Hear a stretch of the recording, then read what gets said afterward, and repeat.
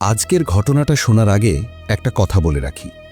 অনেক পুরনো হাসপাতাল আছে যেগুলো সরকারি কাগজে বন্ধ লেখা থাকলেও স্থানীয় মানুষ আজও রাতের পরে সেই জায়গার পাশ দিয়ে হাঁটে না, কারণ তারা বলে কিছু কান্না কখনো থামে না। আজকের ঘটনাটাও ঠিক তেমনই একটি হাসপাতালকে ঘিরে, যেটা বন্ধ হয়েছিল প্রায় ২০ বছর আগে, কিন্তু আজও সেখানে মাঝরাতে কান্নার শব্দ শোনা যায়।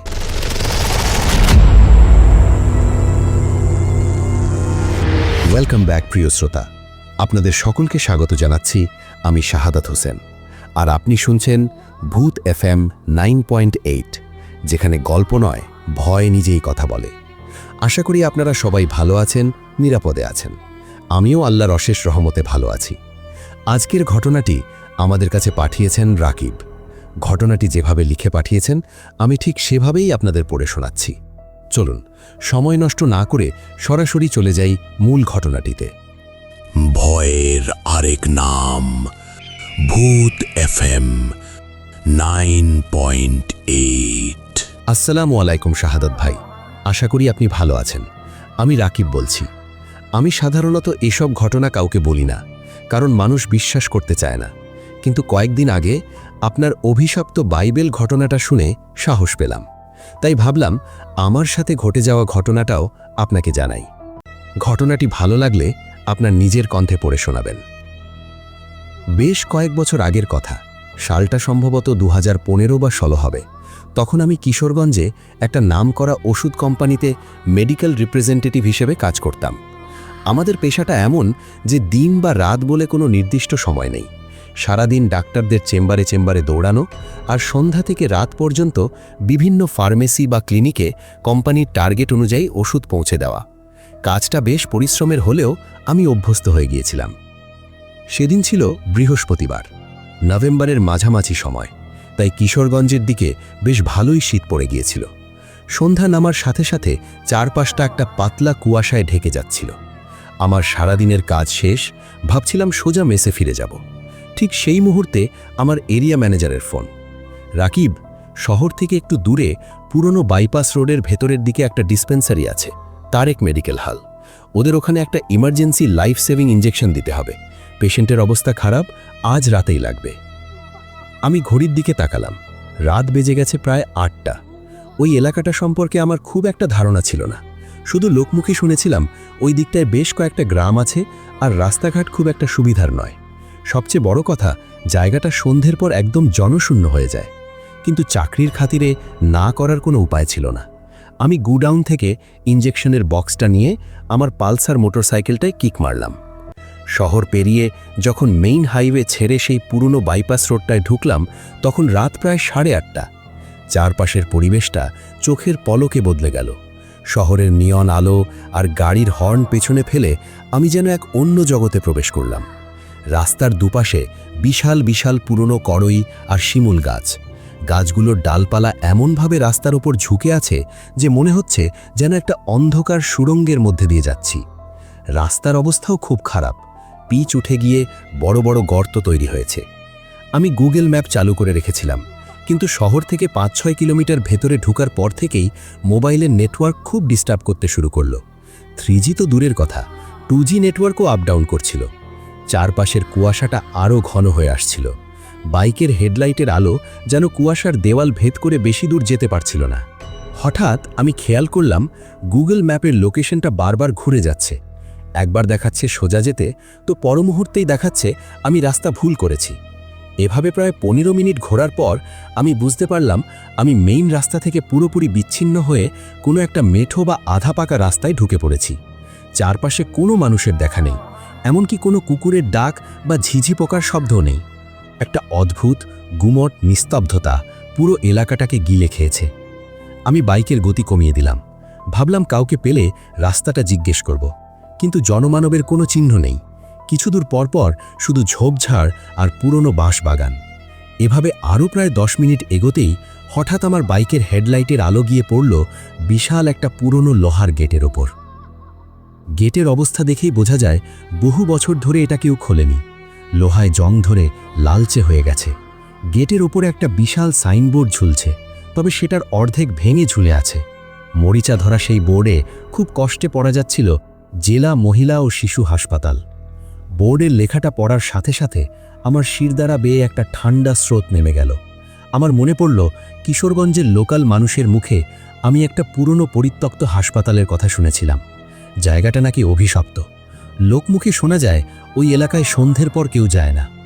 আমি এসব ভুতুড়ে কথায় খুব একটা বিশ্বাস করতাম না, কিন্তু সেই মুহূর্তে ওই ঘন কুয়াশা আর নিকষ অন্ধকারে দাঁড়িয়ে আমার বুকের ভেতরটা কেমন যেন ছ্যাঁত করে উঠল। হাসপাতালটার দিকে তাকালাম।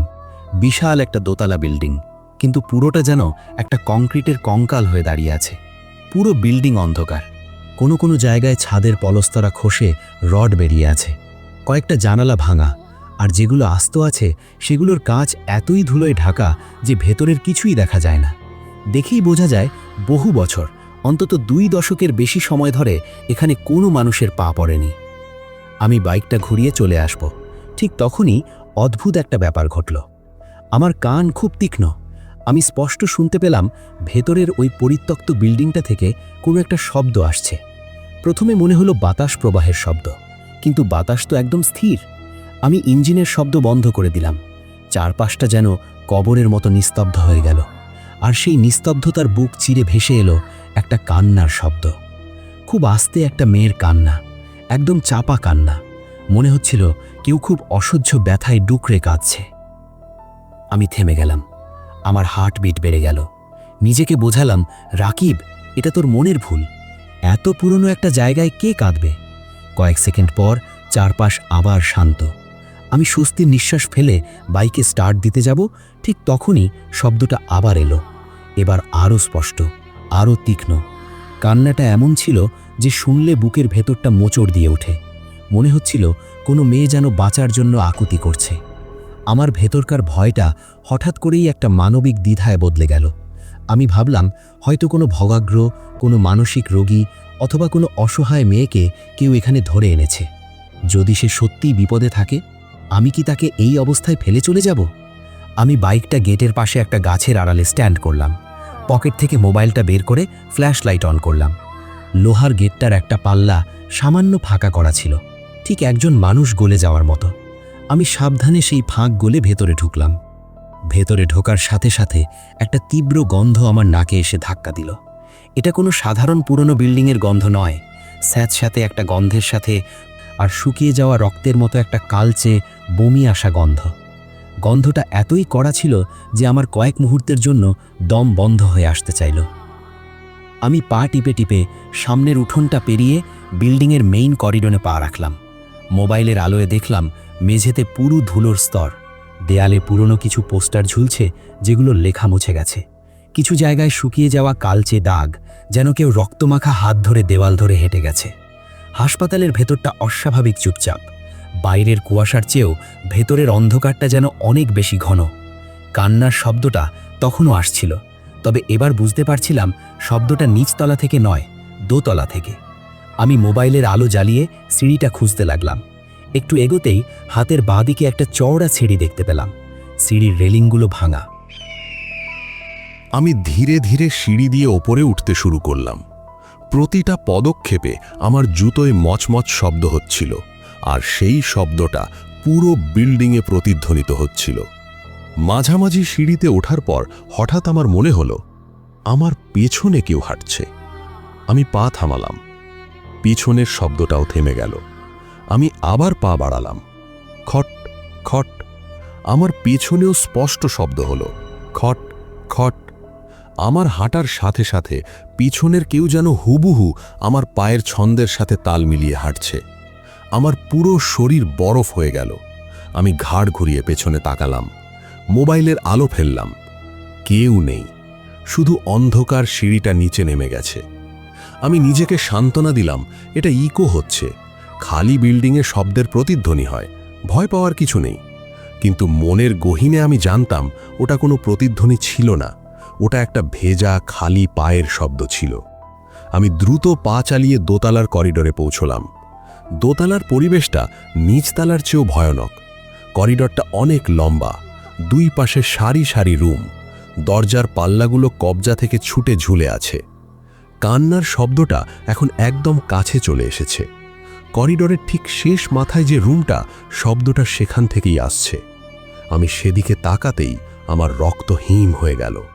পুরো হাসপাতাল, যেখানে বছরের পর বছর ধরে বিদ্যুৎ বিচ্ছিন্ন, সেখানে ওই শেষ রুমটা থেকে খুব হালকা হলদেটে একটা আলো বাইরে এসে পড়ছে। আমার পা দুটো যেন মেঝের সাথে আটকে গেল। আমি এগোতে চাইছিলাম না, কিন্তু কোনো এক অদৃশ্য শক্তি যেন আমাকে ওই রুমটার দিকে টেনে নিয়ে যাচ্ছিল। আমি কাঁপতে কাঁপতে দেওয়াল ঘেঁষে ঘেঁষে রুমটার দরজার কাছে গেলাম। দরজার কাছে গিয়ে ভেতরের দৃশ্যটা দেখেই আমার নিঃশ্বাস আটকে গেল। রুমটা বেশ বড়। এটা হয়তো একসময় ডেলিভারি বা লেবার রুম ছিল। রুমের ঠিক মাঝখানে একটা পুরনো জং ধরা ডেলিভারি বেড, আর সেই বেডের ওপর একটা মেয়ে বসে আছে। মেয়েটার পরনে একটা পুরনো নোংরা সাদা শাড়ি বা গাউন জাতীয় কিছু। তার মাথাটা নিচের দিকে ঝোঁকানো। তার চুলগুলো অসম্ভব রুক্ষ এবং কালো, যা তার পুরো মুখটাকে ঢেকে রেখেছে। তার শরীরটা খুব হালকাভাবে কাঁপছিল, আর সে একটানা ফুপিয়ে ফুপিয়ে কাঁদছিল। আমার উচিত ছিল সেখান থেকে তখনই দৌড়ে পালানো, কিন্তু আমি যেন সম্মোহিত হয়ে গিয়েছিলাম। আমার মুখ দিয়ে নিজের অজান্তেই একটা কথা বেরিয়ে এলো। আমি কাঁপা গলায় বললাম, আপনি কে? প্রশ্নটা করার সাথে সাথে একটা ভয়ঙ্কর ঘটনা ঘটল। মেয়েটার কান্না মুহূর্তের মধ্যে থেমে গেল। পুরো রুমটা এমনভাবে নিস্তব্ধ হয়ে গেল যে আমি নিজের হৃৎপিণ্ডের ধুকপুক্কানি শুনতে পাচ্ছিলাম। মেয়েটা তার শরীরটা একটুও না নড়িয়ে শুধু ঘাড়টা খুব ধীরে অস্বাভাবিকভাবে ওপরে তুলতে শুরু করল। আমি জীবনে, আমার কল্পনাতেও এত ভয়ঙ্কর কিছু দেখিনি। তার মুখটা মানুষের মতো, কিন্তু চামড়াটা কাগজের মতো সাদা আর ফ্যাকাশে। মনে হচ্ছিল শরীরে এক ফোঁটাও রক্ত নেই। তার চোখের জায়গাটা একদম ফাঁকা। চোখের মনি বলতে কিছু নেই, শুধু দুটো নিকষ কালো গর্ত। আর সবচেয়ে ভয়ঙ্কর দৃশ্যটা ছিল তার মুখটা।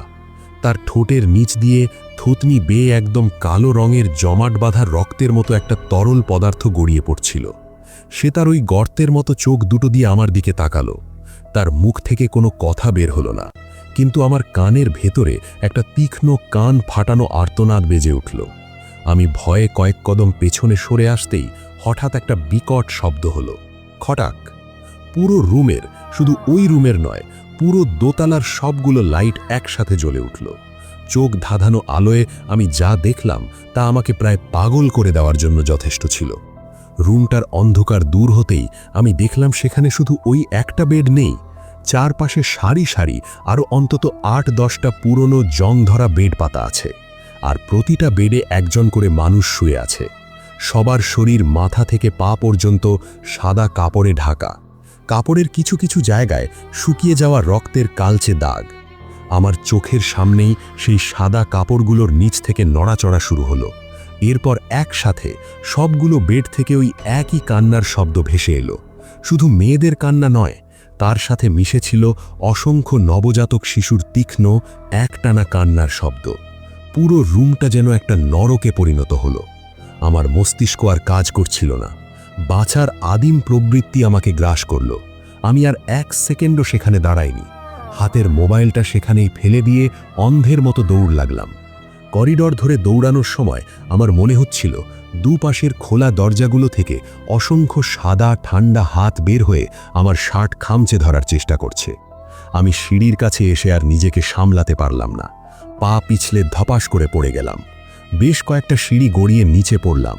হাঁটু আর কোনোই ছিলে রক্ত বের হয়ে গেল, কিন্তু সেদিকে ভ্রুক্ষেপ করার মতো অবস্থা আমার ছিল না। আমি উঠে পাগলের মতো গেট পার হয়ে বাইরে এলাম। আমার বাইকটা যেখানে রেখেছিলাম সেদিকে দৌড়ে গেলাম। পকেট থেকে চাবি বের করতে গিয়ে আমার হাত এত কাঁপছিল যে চাবিটা মাটিতে পড়ে গেল। আমি হাঁটু গেড়ে বসে চাবিটা হাতাচ্ছি, ঠিক তখন আমার পাশ থেকে খুব ভারী খসখসে গলার একজন আওয়াজ এলো, তুমি ভেতরে গিয়েছিলে? আমি চমকে উঠে দাঁড়ালাম। দেখি আমার বাইকের ঠিক পাশেই একজন বৃদ্ধ লোক দাঁড়িয়ে আছে। পরনে একটা ময়লা লুঙ্গি আর গায়ে একটা পুরনো চাদর জড়ানো। তার হাতে একটা পুরনো হারিকেন। এই অন্ধকারে, এই জনশূন্য জায়গায় এই লোকটা কোথা থেকে এলো? আমি তখনও হাঁপাচ্ছি। আমার সারা শরীর দিয়ে ঘাম ঝরছে শীতের মধ্যেও। আমি কোনো মতে ধোক গিলে বললাম, জি, ভেতরে ওগুলো কি? লোকটার চেহারায় কোনো অবাক হওয়ার ভাব নেই। সে খুব শান্ত, নির্লিপ্ত গলায় হাসপাতালের দিকে তাকিয়ে বলল, এই হাসপাতালটা 20 বছর আগে বন্ধ হয়ে যায়। সেবার বর্ষাকালে এলাকায় কলেরার মহামারী আর ডেঙ্গুর প্রকোপ দেখা দিচ্ছিল।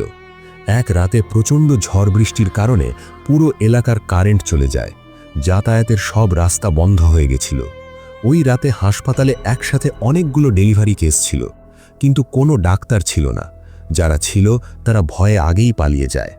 বিনা চিকিৎসায় রক্তক্ষরণে ওই এক রাতেই এখানে একসাথে 8 জন মা আর তাদের নবজাতক বাচ্চা মারা যায়। সকালবেলা যখন মানুষ দরজা ভাঙে, দেখে পুরো লেবার রুম রক্তে ভেসে যাচ্ছে। তারপর থেকেই এই হাসপাতাল বন্ধ, কিন্তু তাদের আত্মাগুলো আজও মুক্তি পায়নি। মাঝরাতে ওরা এভাবেই কাঁদে। লোকটার কথাগুলো শুনছিলাম আর আমার চোখের সামনে বারবার ভেসে উঠছিল ওই কালো চোখ আর কালো রক্ত গড়িয়ে পড়া মুখটা। আমি আর একটা কথাও না বলে চাবিটা কুড়িয়ে বাইক স্টার্ট দিলাম। কিভাবে যে আমি সেই রাস্তা পার হয়ে মেন রোডে এসেছিলাম আমার জানা নেই।